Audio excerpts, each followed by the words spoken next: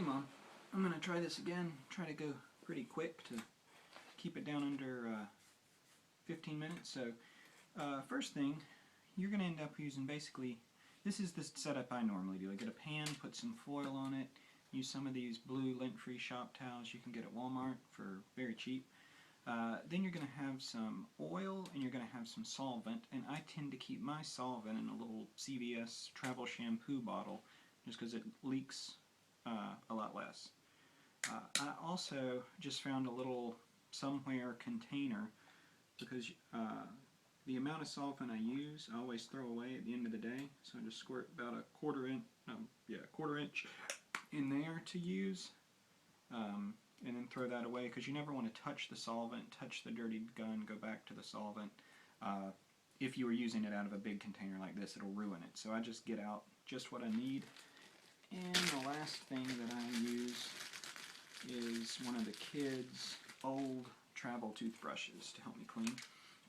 And this is a plastic dental pick. I've got plenty of these and welcome to give you one. Don't use steel. Steel will scratch steel. This is plastic, but it'll help in the cleaning process too. These are some cotton patches you can pick up really, really cheap. You can make them out of t-shirts, but it's hardly worth it. And the last thing, you do not want latex, but since there are leads and solvents involved, and I do this kind of frequently, I'm trying to keep, as responsible as I can. If you find some nitrile gloves, latex-free gloves, it will help keep down your exposure to the heavy metals and other dust and debris that you can get on your hands while you're cleaning this. So, first thing, empty, so everything's safety checked and good to go. This is going to take you a little bit of getting used to.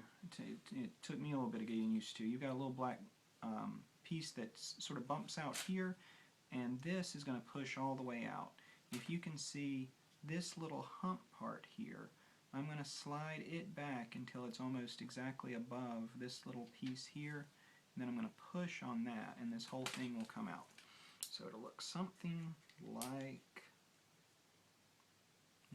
you'll feel it get a little loose, push on the back, this comes all the way out, all this comes apart, and drop the trigger. This is your guide rod and spring.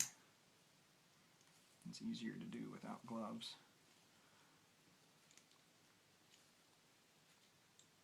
Just push that forward a little bit and it should just drop right out. You notice it has a little crescent out of one side. And then your spring just slides off the guide rod. Your barrel just lifts out, and those are all the component pieces that you'll want to take this thing apart into. Alright, so the first thing you want to do is get all the residue out. One place that it's always bad is right here. This is where your firing pin comes out, strikes the bullet. This is where the explosion happens, so that's always going to be dirty. So starting with the solvent, you don't want the solvent to leak up into that space, so I tend to hold it sort of upside down, spread a little bit of solvent on those surfaces, let it start doing its job of dissolving. Go ahead and spread a little solvent up in here on these rails. And you'll see there's just a little bit of black buildup after firing a few rounds through here. Just gently spreading solvent around anywhere where I see any black buildup.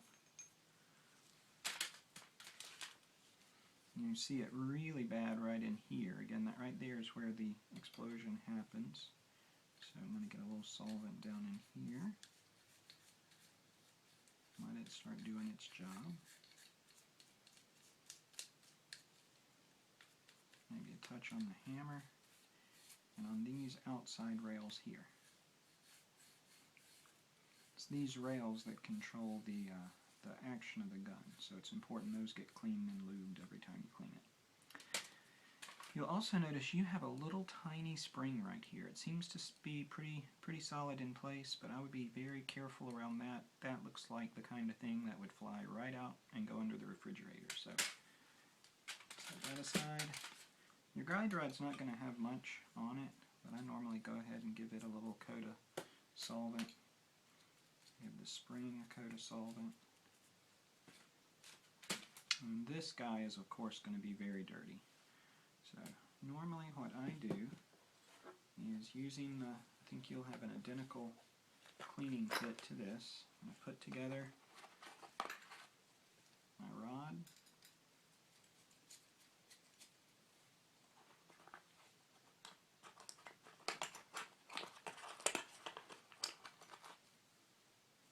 It's actually for my 22. These larger ones for 9mm 380.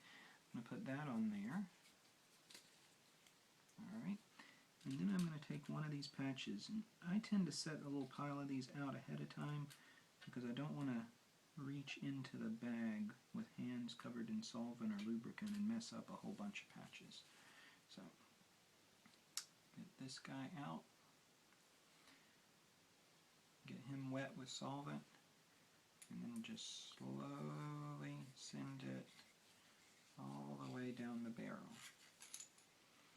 Now you go all the way through and you come all the way back out, and that patch is done. You never want to, with any brush or patch, get in the middle and start scrubbing back and forth like you might a bottle or something, because you want to have consistent wear all the way through the barrel. So every time you're using a patch or brush, go all the way through, come all the way back out. Right at this point, you haven't done much cleaning. You've basically just sort of coated all the surfaces that are dirty with a layer of solvent. So at this point, I tend to let them sit for about 10 minutes, and then I come back to do the rest of the cleaning. So I'm going to pause the video here, and we'll start back in a bit.